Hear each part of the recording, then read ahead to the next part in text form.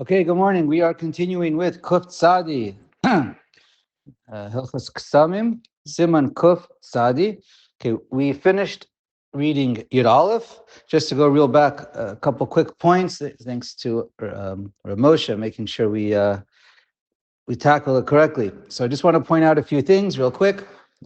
We learned that we're worried about any dam, any blood that can drop and end up anywhere, and that's reasonable. Now, so it's the Mishnah, it's the Gemara. The Shulchan Aruch points out. So if it is lechutz, just to clarify, lechutz means the the outside of the leg, the distal, right, the extreme opposite of the center of the body. Let's studying, and the halacha is she's still tahara. That's the front or back, ventral, dorsal, and that means that the top front of the knee, all of that area, or the back of the knee, and all the way up and down the entire leg, all of that is tahara.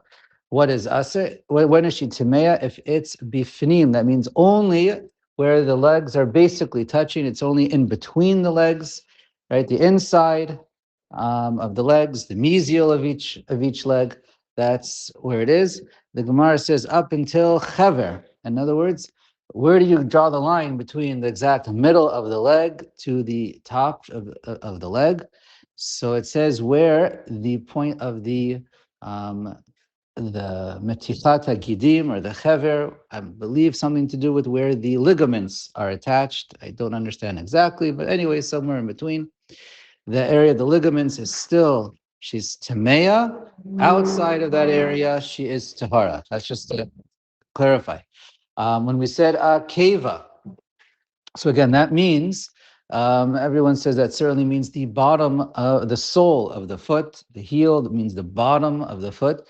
So anywhere, so we said, and it has to be reasonable. So that's why they point out, the Mishnah points out, even the heel is reasonable. How? Even if it drops, it's not going to reach there. It's touching the floor. So it's because, that's why the Mepharshim explain that it means because she sits in certain positions, as we discussed yesterday. There is a discussion in the poskim as far as what if she lives in a country where no one ever sits in such a way, or this woman never sits in such a way. I'll just quote Rav Weiner as saying, so as long as she can tell you that there's no way she sat that way, then we can rely on that, and then the bottom of the hill we say is impossible. Again, a lot of this is not lamaisa because of the undergarments. Let's keep going. And when we see that the entire shuk, anywhere along the entire leg, can be an issue.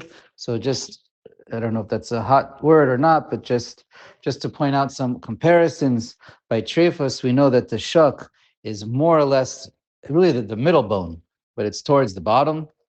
Kind of corresponds to the human as the bottom, the bone between the ankle and the knee, but it doesn't really, you can't really learn from one to another because the animal has three bones, so it's really different. But that's by trephos.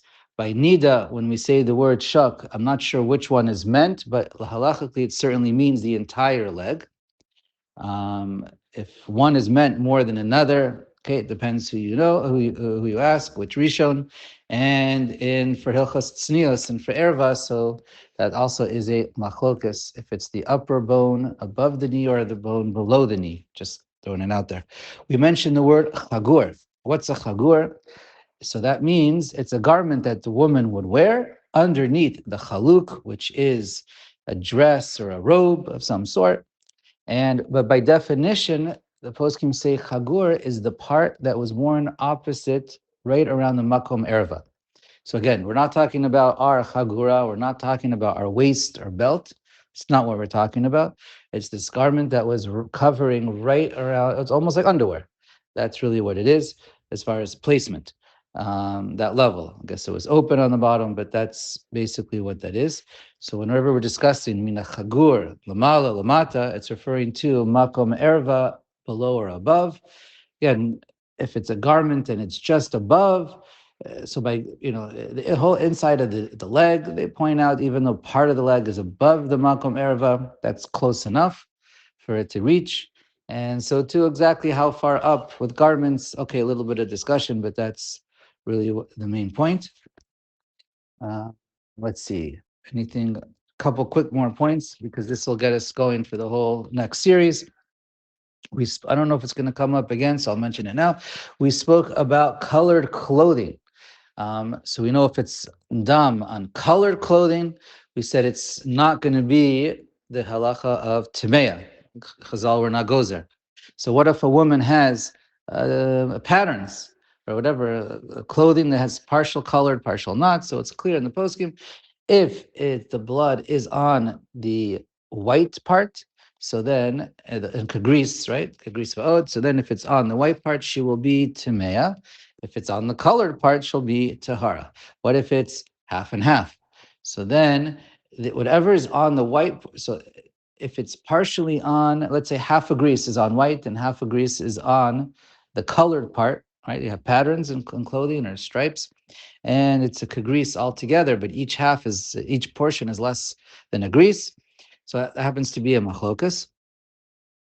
Um, Let's see, that's a machlokas. The ones who say it's tahara is Rabbi Kiva Eger, well, a whole slew, but just Sidrei Tara, Chacham Asadim, Darkei Tara, Tara Sabayis, and those who say it's Tameya are Shevet Alevi and Igros Moshe. So ask your Rav. Although presumably it says in Igros Moshe, and presumably everyone will be Mekel if it's a Bishat Chak or Lokiyam Pirya Virivya, but obviously there's a lot that are Tahara, who say Tahara. And but what if what if you have an entire kagris on white, but it's broken up, through a stripe or something. So you have, let's say, half a grease on white, another half a grease on white, and in the middle, it's broken up. So you're not using the colored pattern to be mitzdarif, right? But it's one solid piece of dam. It's not spotted. It's one stain. And if you add up the white, it's more than a grease, but it's divided in half because of this stripe or something that's colored. Can it be mitzdaref or not? So that is that's a machlokus as far as being mitzdaref. Oh, did I get rid of that? Who says what? Uh, what did I do with it? Oh, I got confused. I did get confused. Let me take this back. On being mitzdaref, can you be mitzdaref a um, can the two half of whites be mitzdaref together? No, wait a second. I'm confusing myself. No. Okay, no. What I said before was fine. If it's interrupted, so then everyone says timeya. As far as I know, everyone says timeya. The grease va'od is way more than a grease, and all of the way more than a grease is on white. All the more than the grease is on white, but it just has this line going through it. But the blood is not broken up. It just there's a line or some part of the pattern. So that's timeya. Yeah, as far as I know, everyone says that's timeya. It's not called individual spots, right? So as far as but if it's half white and half colored, that's a machlokas. Okay, fine. Said it right the first time. Sorry. Now, one last thing to point out. Let's say a woman finds a ketem, right? This is this whole siman. And let's say she turns out to be tahara, right? Does she need to check? Bedikas pnim, does she need to check? So Lakuli Alma, everyone says we don't find anywhere where there's any kind of a halacha a woman is supposed to check. So that's the halacha. She does not need to check. That is absolutely clear. Just because she found the ketem doesn't mean now she's got to go run and check and make things worse, potentially. Should she check as a chumrah? So Taras Abai says no, but there are some who say as a chumrah, midas chasidus, kol amar belivdok, it's better if she checks. Rav Karelitz, and that's Rav Karelitz and Shuvas and Hagos, but different opinions on that, if it's a good chumrah or not. But if it's during her veset, right, she's supposed to be mafresh, and then she sees a ketem. So because it's the veset, so in Bischei Tara, he says that one definitely should check. Okay, one is supposed to check. I'm not sure Bedievit, but anyway, one is supposed to check. That's what he writes. Fine. Let's go through this Seifim inside. Okay. Yud bet. Yud bet. That should be enough. Okay. Nimtza haketem al chaluka lemata me'achagor. If she finds the ketem below the chagur, which is makom erva, or b'makom hachagur atzmo, or that actual area opposite makom erva, that clothing, then she is temeya. Right. Now we're talking about clothing, right? So afilu nimtza letzad chutz, even if it's on the outside, far away from the makom erva, whether you call that on the sides, distal of the body, or on the back side, whatever it is. So let me finish. Yeah. Ve'ein chiluk ben nimtza b'chaluk milefanei or me'acharei. Doesn't matter if it's in front of her or behind her. Or minastadim. Why? The makom erva is in one place. Why? Mipenei shehabagadim chozrin heina veheina. So this is different than the body. This is clothing. And the clothing in those days would spin around. It would go in all directions, up and down and all around. So it was movable. So therefore, again, it depends how movable and whatever it is. Especially nowadays with our clothing, it's not so movable, if at all. So it's a slip. Yeah, a slip can move around, of course. It depending which clothing I'm saying. Exactly. I'm just saying nowadays certain clothing cannot. There's only so much it can move. But yeah, a slip is certainly can spin around. Ve'im avra b'shuk. Even if the dam is only on the outside, where it's not opposite the makom erva, there's no way for it to reach it. It's tameya if it's reasonable for that garment to spin around, and 1 minute it was in. Yeah. Oh. Mm. You're saying on the outer side of the garment, but not the inside, not the inner lining, but the outer lining type of thing. Yeah. Okay. I don't know. Something to think about. Yeah. I don't know. Good question. Yeah. It can fold. So then it has to be possible. Has to be possible. Has to be able to fold. That's in the Bear Hitav you're quoting? Bear Hagola. Okay, Shkayach. Anyways, again, our undergarments and our type of clothing changes everything, but it just has to be reasonable. Okay. We're not looking for highly probable. We're looking for honest, reasonable. The im avra b'shuk shel tabachim tahara. But then, now we're talking about clothing. And so therefore, if she goes by the slaughterhouses and the shuk, then we can be tole on that. We assume it's on that, and therefore tahara. Afilu nimtza letzad panim. Even if it's opposite the inner leg, the al basara, and even if it's on the skin, because on the skin is a continuation on the words before. The Shach says it beferish. If you only find it on the skin, we learned yesterday in Yud Aleph that even in Tabachim, Basara takes precedence, so then she'd be Timeya. But if she's by the Tabachim and she sees it on the clothing and on the Basara, then we assume, however it got on the clothing from the Tabachim, that's also how it got on Basara, and then we could be told that. Okay? There's the fact that it's also on the outer clothing, and then she was in the Tabachim, that trumps what's more likely than coming from Dam Me'amakor. Ve'im nimsa achaluka bilvad, and if it's only on the clothing, Me'achagur lamala tahara. Once it's above the chagur. Again, this doesn't mean waist, but it's pretty close, but it's a little bit, a chagur is lower than the waist.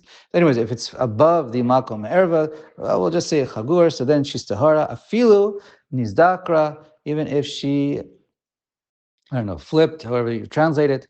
V'higbia raglea, and her legs went above the area. V'afilu lo avra b'shuk shel tabachim she'ilu ba min ha'makor nimtza gam al besara. So when we say that she flipped that over and it goes on the skin, We said yesterday, so then it could be she's Tamea. But here we say Tahara because if it's on the clothing, we assume it came from somewhere else. If she flipped, so then it would, the likelihood though is it would first hit the skin before it hits the clothing. So that's what we assume. Okay. Um, let's go on. Fine. Yud Gimel. Yud Gimel. Nimsa al Beit Yad Shel Chalukash. It's on the sleeve, the arms, right? The sleeve of the arms from her dress. So it depends. If the sleeve, I guess the sleeve that's near the hand, the long, the end part, can reach, just like the hand is able, moves around, and we assume it's going to touch it. So too, the sleeve can get there as well. All right. Filu ene yachola lehagia sham ela im kain tishche harbe. Even now, let's say she's gonna, even if it's a little bit difficult for the sleeve to reach it, but if she bends over, women sometimes bend over a lot. They have to pick things up. So right, we all do that. So then, or you have to reach for something, whatever it is. So since it just has to be reasonably possible, and we assume it's reasonable that she bends over, so it has to be able to reach it, but right, okay. But if there's no way for the sleeve to reach that area, right, or at least that part of the sleeve, there's no way for it to reach, even if she's bending over all the way, so then she remains tehara. Okay. Yod Daled. Haita poshato mitchasebo belayla. So now they used to use, okay, I can't say exactly, I'm not a historian, but apparently they used to use these types of dresses, robes, whatever you call it, and they used to take it off to sleep and then use it as a blanket of some sort. Okay, so let's read. If she takes it off, she takes off her dress or her robe, and now she uses it to sleep with it.